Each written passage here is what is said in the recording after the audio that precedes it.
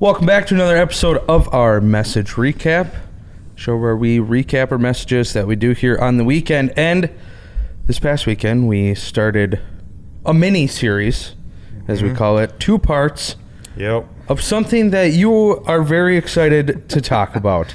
Only a little bit. Just a little bit? Yep. I'm bored with it already. And of course, we had a blizzard on Sunday. And of course, oh my gosh, of all the days for people to not be here. We're all hyped about this. We do a message run through as a staff every week. Everybody's excited. We're like, oh, this is going to be fantastic. This is something you've been wanting to talk about for over a year now. Yeah. Just burning on your heart. And then just white out snow the morning of. Oh, boy. How thrilling. And as of the time of filming this, not 300 views on YouTube. No, not quite yet. Not quite yet. So, yes, please watch this message when we're done today. Yeah. This is extremely important for everybody to hear. You want to give a little backstory why it's extremely important? The mission. Okay. Should we just do just one word? The mission. The mission. It's called Move the Mission. It is called Move this the Mission. mini-series. Yeah, it's... Well, the reason I'm excited to talk about it, the reason we are talking about it, the reason for this whole push is the mission. Okay, let's look at it this way. Yep. Let's just assume everybody watching this Has no idea. did not watch the message. Why are you watching a recap? Maybe because it just popped up and it. Okay. People do weird things. Sounds good. Okay. So Sounds let's good. just assume that they haven't seen it, and you're gonna give like the hard hitting cliff notes of what your message was about. The Cliff Notes version of this message is still going to be long. Okay. Which we did not address last time, but oh well, that's fine. So our mission as a church is to draw people into a growing relationship with God through Jesus Christ. It's the one thing we've been tasked to do by God himself, not a bunch of other things. Our whole church revolves around that one singular focus. And that's been our mission since the beginning. God's done some incredible things. He's brought people to, he's used us all sorts of crazy, awesome things. Unfortunately, our debt load and the recession put us in a situation that we never wanted to be in, never planned to be in. But what are you going to do once you're there? Like, it's just, It's the cards you're dealt. And we have made some decisions just regarded to debt that we didn't want to make, forced us to pull back in some areas, and basically it's time to be debt free. And you went away last summer. I did. Took a chunk of weeks off. Yep. Before you stepped into the role of the lead pastor here. Yep. And God put something on your heart. Yep. And that was... Oh, that also, I skipped that part in the Cliff Notes version. That was to be debt-free as a church in 10 years or less. Wow. So, anyway, so that's it. And like I said, it really just all comes back to the mission. It's about drawing people into a growing relationship with God through Jesus Christ. And if we were debt-free, we could do that so much better in a whole multitude of different ways. I spent the last half of the message just getting everybody to dream about what God could do in and through us at this church if we had more financial resources available to do other things. If we were debt-free, what are some examples that we could do to move the mission? Oh my gosh, lots of stuff. More outreach, more mission stuff. More How much money a month goes to the payment? Currently, right now, $13,000, a little over $13,500, goes to paying a mortgage. Which, if you know anything about mortgages, means that about 98% of that goes to just interest. And that's disgusting. So I think the point is horrible. Take that money and then ask, what could a church and a community do with that amount of money every month for straight ministry? No doubt. It really comes down to that. To me, I think the most impressive part about this, all churches, all people, every home. We all deal with finances and mortgages and what do you borrow money on, what don't you borrow money. To me, the most impressive thing about this, which I really think why we need to get behind it, is because I believe in that you heard from God thing. That's hugely important. Mm-hmm. Otherwise, there's a lot of ways to spend money, or do we use this money for now? I think that to me is the impetus. That to me is the catalyst. That's the driving force behind me as a part of this church, wanting to get behind it, because I believe God sees the future better than we do. Mm-hmm. And when God says, "Hey," when He places it on your heart, we don't know what tomorrow will bring. We don't know what the future is.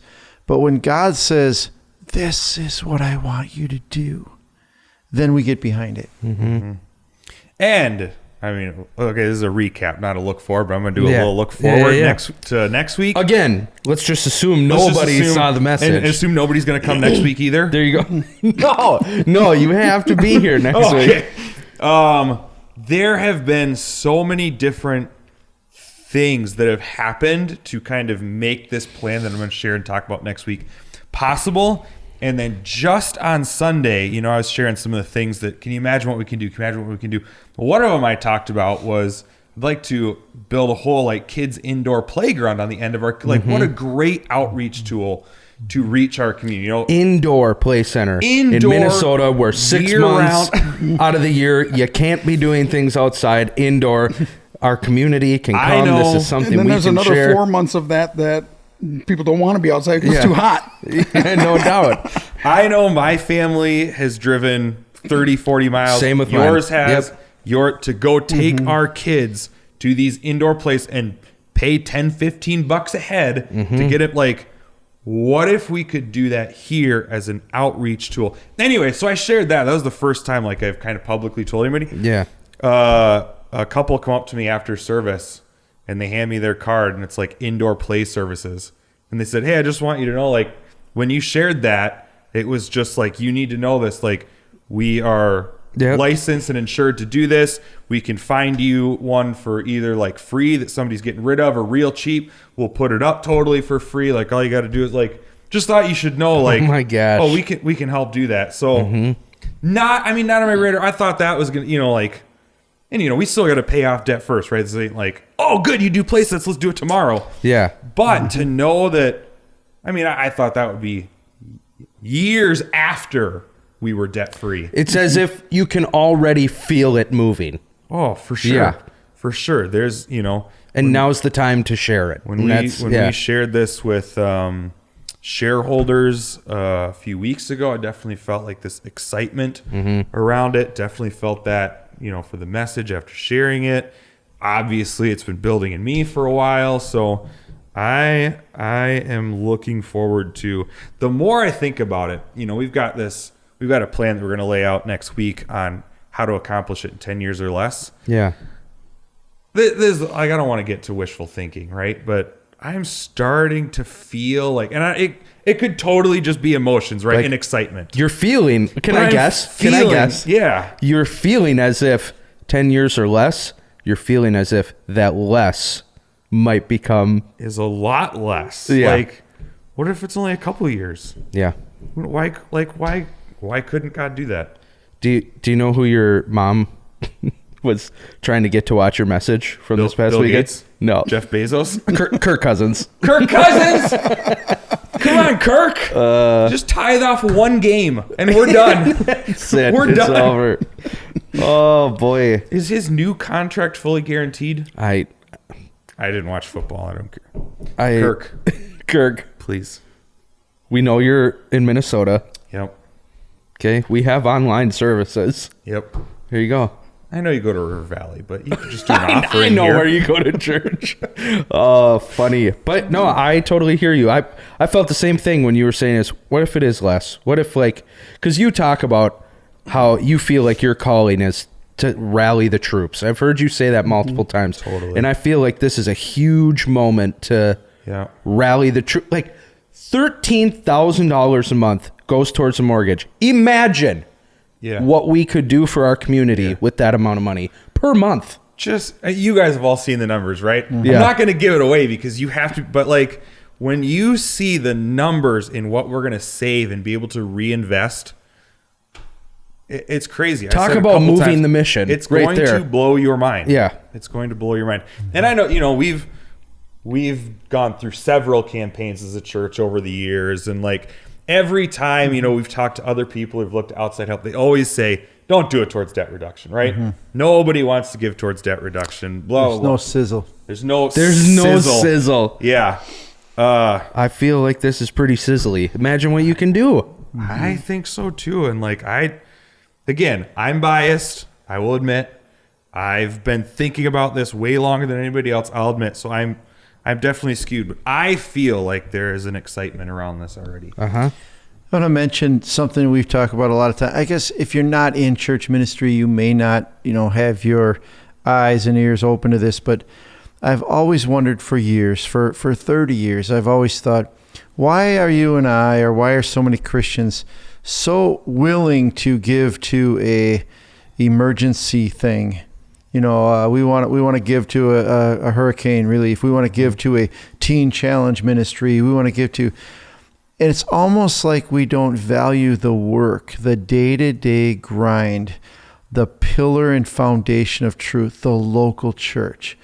It seems, and I want to challenge each one of you to think about the value of the local church that I think just gets missed so often. Without the strength of the local church, there would be no teen challenge. There would be no foreign missions. There would be no other types of all these emergency things that you go. I always viewed it as this, that these other ministries are kind of like emergency room, thinking about clinics, they got the emergency room, they take care of that. But what about the doctors that, you got one emergency room and you got 400 doctors keeping people healthy so they're not in the emergency room? Which is more valuable? Get rid of all the doctors and then you have nothing but emergency room things. And turn people away. And so, I just want to challenge everybody as we're going forward this week, if you haven't watched it yet, and even in the next week, the value of the local church is more important in the long run than all of those other ministries combined. No doubt. Well, when you talk about emergency, the first thing I think of is, and we've said it a number of times, is there are people in the community of North Branch, Stacy, Forest Lake, Chisago, Lindstrom, whatever. Isani, Cambridge. Yeah, there are people that are going to hell. That's an emergency. People that you see on a day-to-day basis. People that you love, people that you know, people that you work with are going to hell. That seems like an emergency to me. Oh, boy. So and also, you were talking about the other ministries and other things that go on. If we didn't have any debt, we could partner with them. That was something that was brought up in the message as well. It wouldn't be an emergency. It would be here. Yeah, we can help. This mission of the local church has been an emergency since Jesus left this earth, and he left this emergency mission to his followers. Yep. Yeah, which you will remind us of over and over again. I will. But it hasn't changed. It never Those will. couple verses. Yeah. So we're gonna wrap this up, but I want you, and you kind of pled on Sunday. I just want you to do it again, because again, we're assuming nobody watched the message And online. everybody's going to not come. But you brought it up. You said when people know that it's about money, when people know that it's about giving, the natural tendency is to, I have COVID, I'm not coming.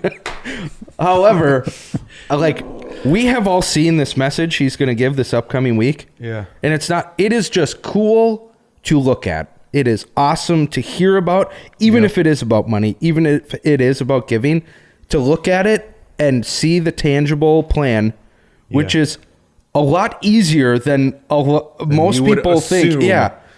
Hey, just be here. I want you to just tell them again, please be here.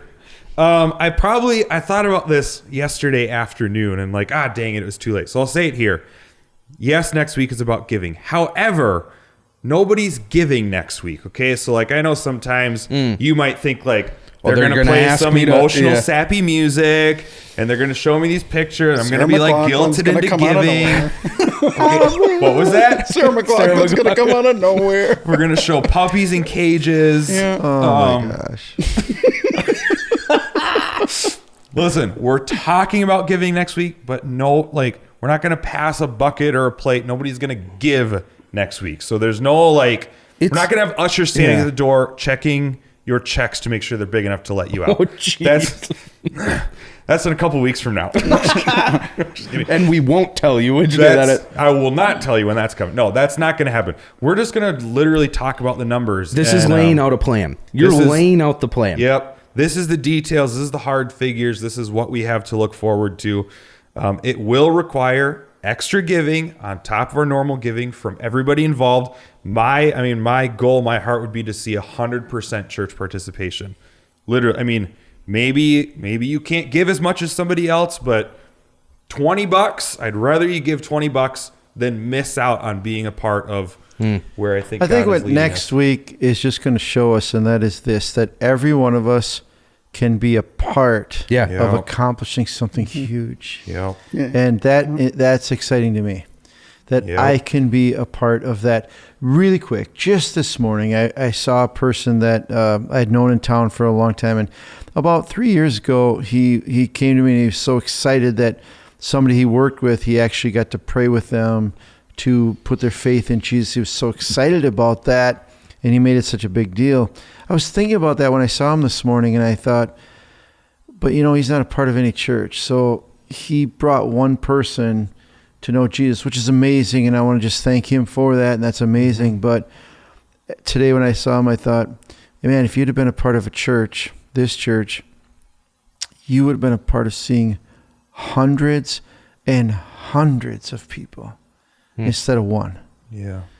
And every one of us are equally a part of that when we equally participate, and that doesn't mean same, but Yeah. when we participate, when we engage, we are part of hundreds, and I'm guessing 1,000 people have said yes to Jesus Christ. I don't know the exact number, but over In the our years, history? yeah, Over 2,000 over 2,000 As a people. church. as a church. I mean, this guy was really proud of one, and I'm glad he did because most people don't. But Yeah.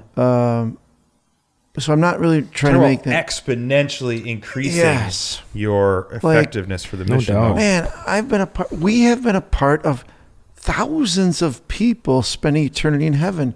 Why? Because we're a part. Not one of us do it all. Not one, but I am a part of all of them. It's darn exciting. Really is. For a football mind, we are headed towards the Super Bowl. Okay. Yes. And this upcoming Sunday, we're laying out the game plan. Yep. So why on earth would you not be there?